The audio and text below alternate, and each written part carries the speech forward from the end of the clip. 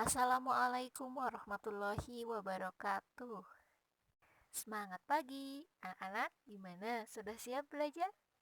Hari ini kita belajar tematik ya, masih pada tema 7 dan juga masih pada subtema 3, yaitu indahnya persatuan dan kesatuan.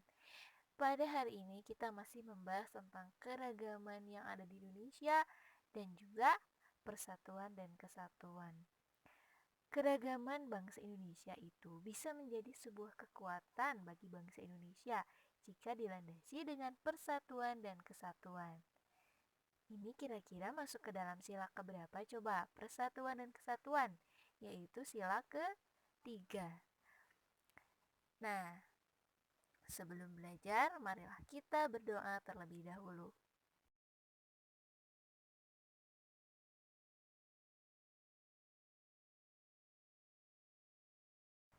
Materi yang akan kita pelajari hari ini ada 3. Yang pertama, kita akan mempelajari keragaman ekonomi yang ada di Indonesia.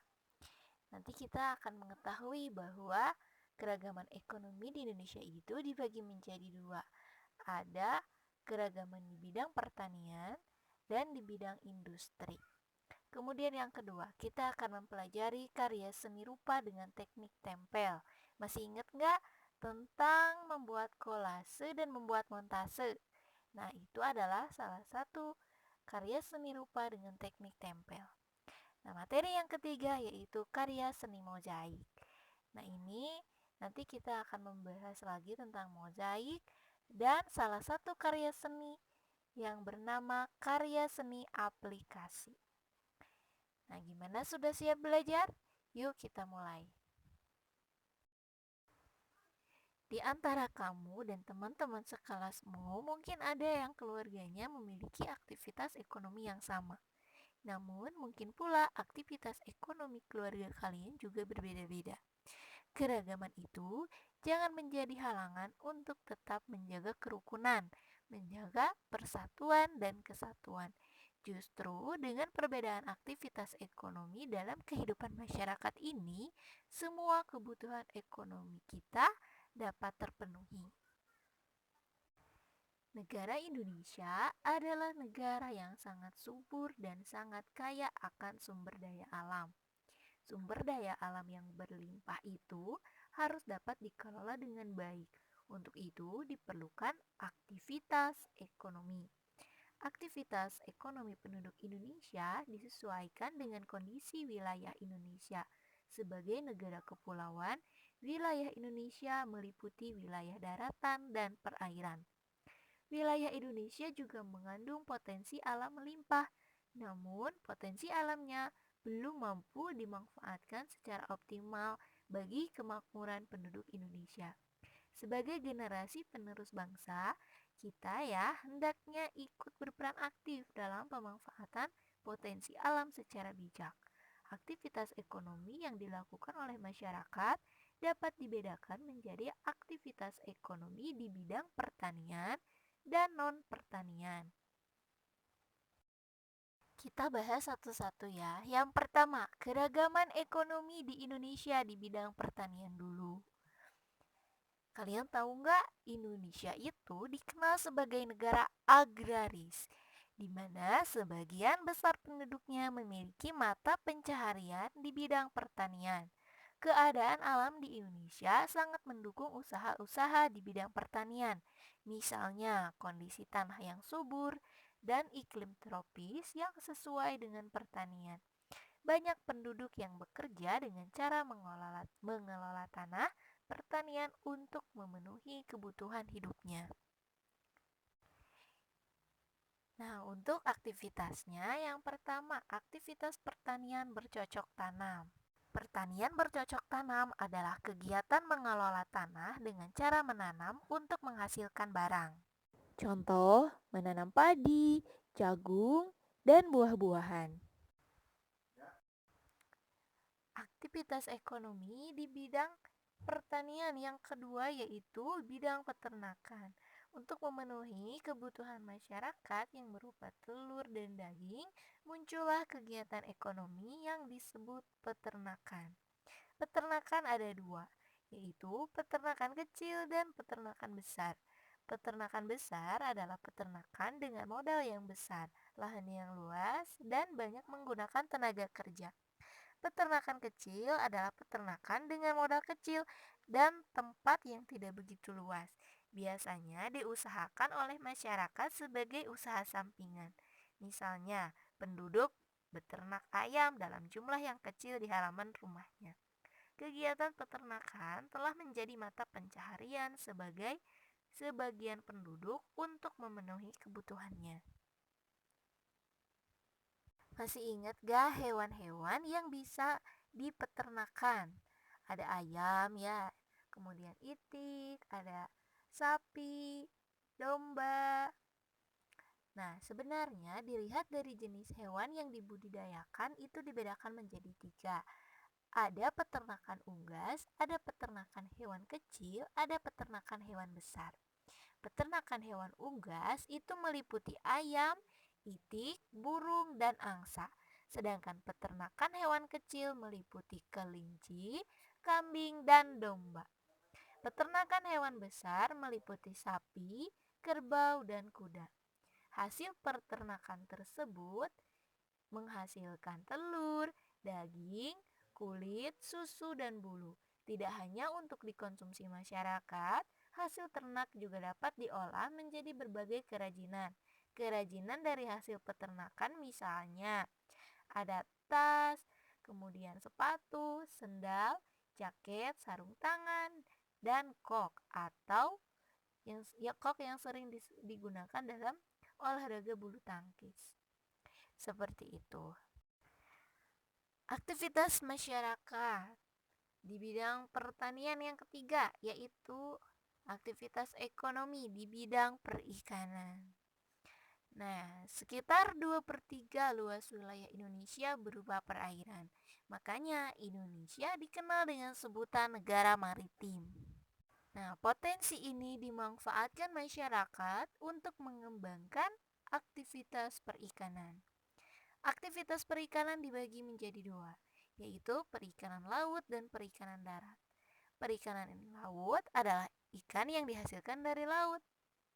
Sedangkan perikanan darat adalah usaha menghasilkan ikan di darat.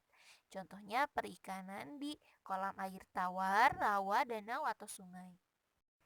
Dalam aktivitas perikanan laut, banyak penduduk yang tinggal di sekitar laut itu memiliki mata pencaharian sebagai nelayan. Nah, sedangkan bagi aktivitas masyarakat di bidang perikanan darat, itu biasanya masyarakat tersebut mengelola kolam air tawar. Ikan yang dihasilkan selain untuk dikonsumsi, ada juga yang digunakan sebagai hiasan atau ikan hias. Bagi penduduk yang tinggal di sekitar danau, sungai, atau rawa, mereka dapat memiliki mata pencaharian dengan mencari ikan.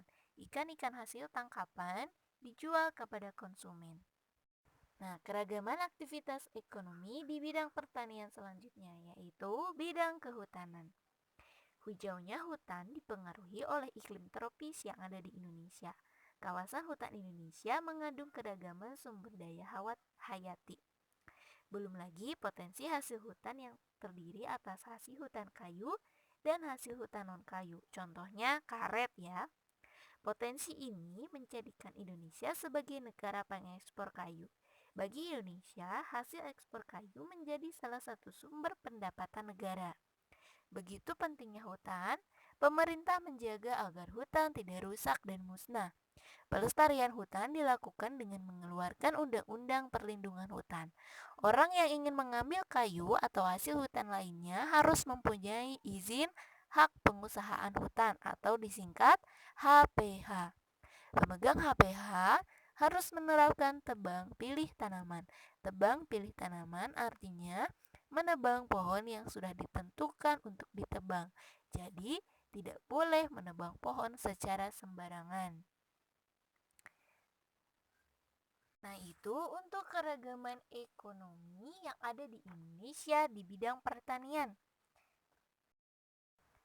Kita beralih ke materi selanjutnya ya, yaitu Keragaman aktivitas ekonomi masyarakat Indonesia di bidang non-pertanian.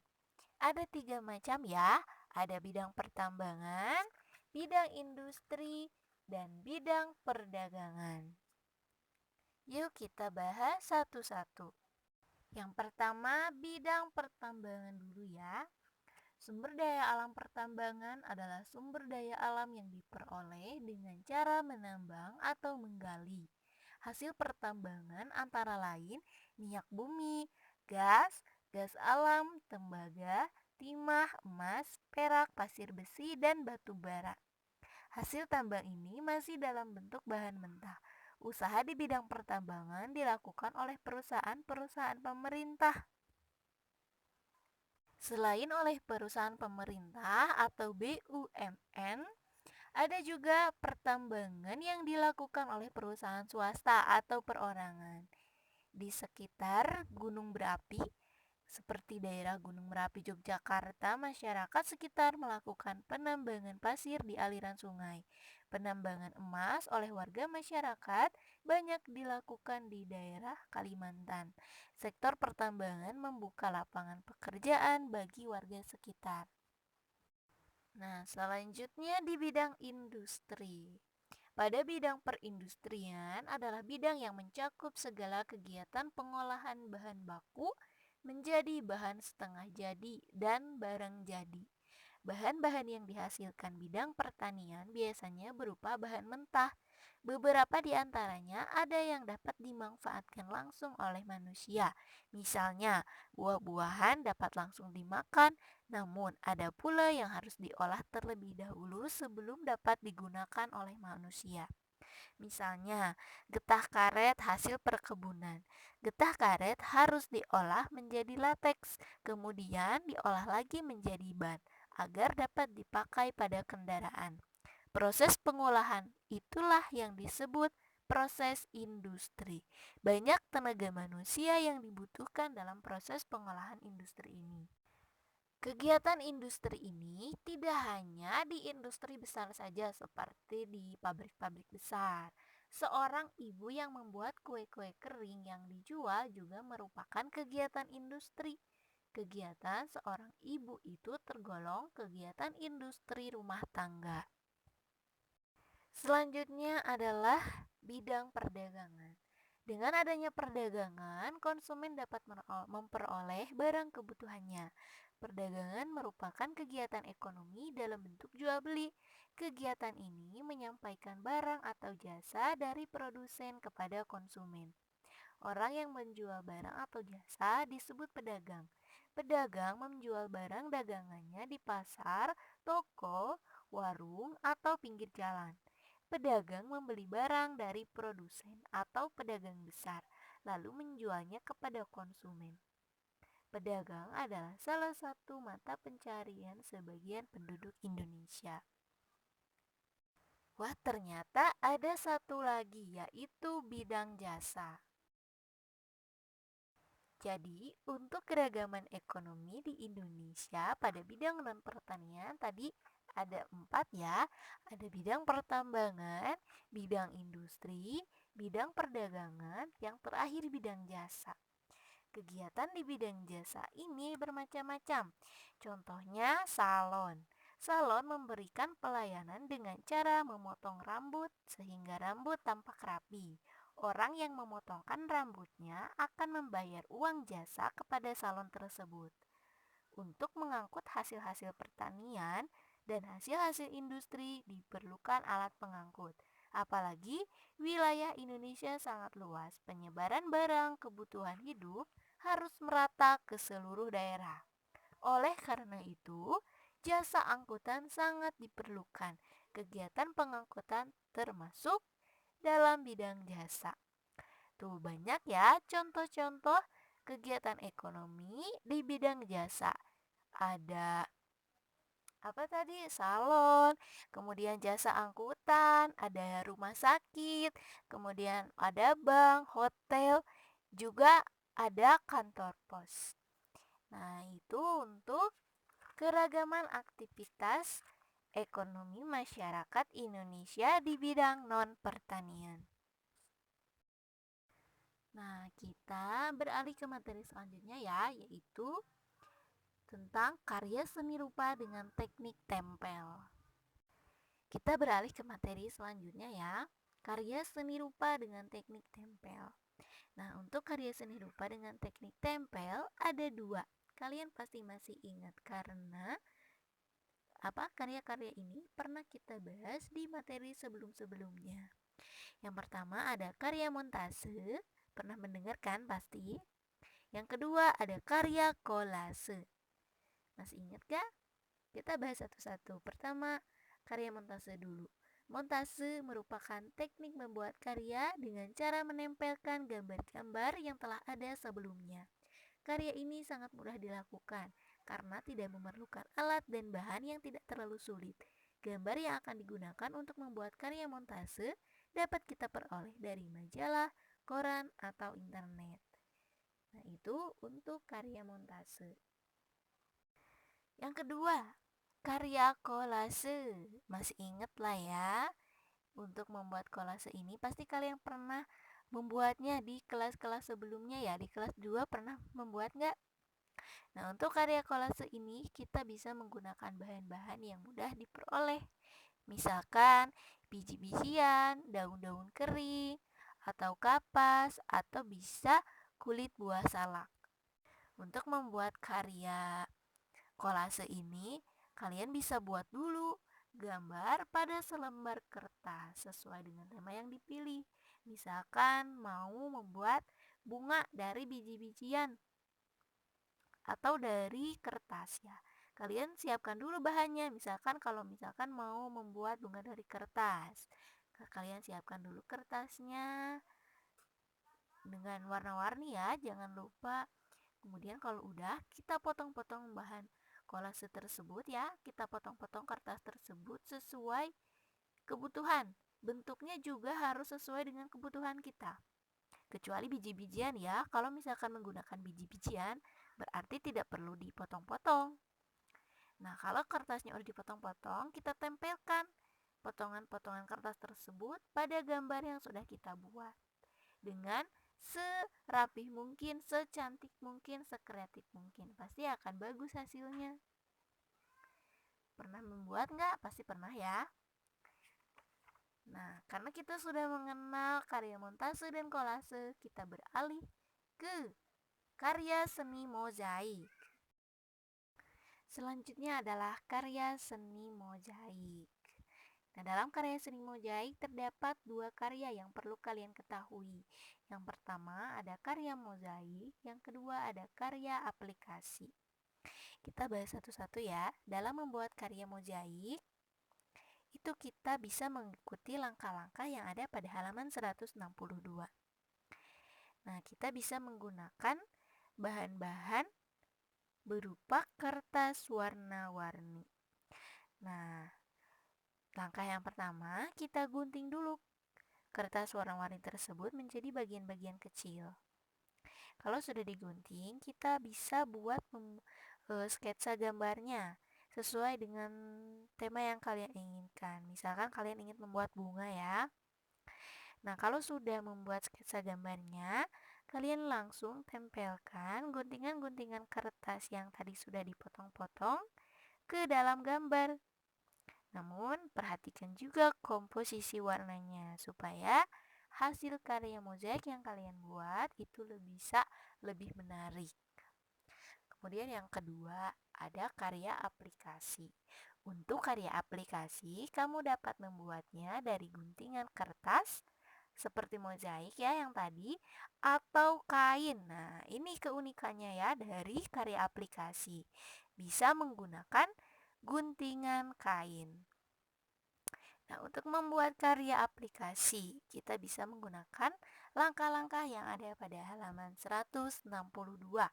Yang pertama, siapkan bahan untuk aplikasinya, misalkan kain atau kertas warna-warni juga boleh. Atau kertas bekas kalender juga boleh. Yang kedua, cara yang kedua yaitu rancanglah gambar pada selembar kertas sesuai dengan tema yang dipilih. Kalian bikin dulu, misalkan mau buat pohon, kemudian buat hewan gitu. Pilih sesuai tema yang kalian inginkan ya. Setelah itu, potonglah kain atau kertas yang kalian sediakan ya, yang ada menjadi bentuk tertentu. Misalkan nih kalian bikin pohon ya, otomatis ada daunnya. Berarti kalian potonglah kain atau kertas tersebut menjadi berbentuk daun. Kalau misalkan bikin bunga, berarti potong kertas atau kainnya menjadi bentuk bunga dan seterusnya. Pokoknya sesuai dengan bentuk yang kalian inginkan. Dan yang terakhir, tempelkan potongan-potongan bentuk yang tadi sudah kita gunting pada benda yang akan dihias. Tempelkan menggunakan lem atau dengan menjahit jika aplikasi menggunakan kain. Kalau misalkan menggunakan bahan kertas, kalian bisa menggunakan lem untuk menempelkannya. Tapi kalau misalkan kalian menggunakan bahan kain, kalian bisa menjahitnya supaya hasilnya nanti lebih awet dan lebih bagus. Seperti itu. Alhamdulillah, untuk materi hari ini sudah selesai disampaikan. Untuk tugasnya, silahkan kalian kerjakan soal latihan akhir subtema 3 yang ada pada buku tematik halaman 169. Nah, dari Bunda sekian dulu. Terima kasih. Wassalamualaikum warahmatullahi wabarakatuh. Jangan lupa tugasnya kirimkan ke WA ya.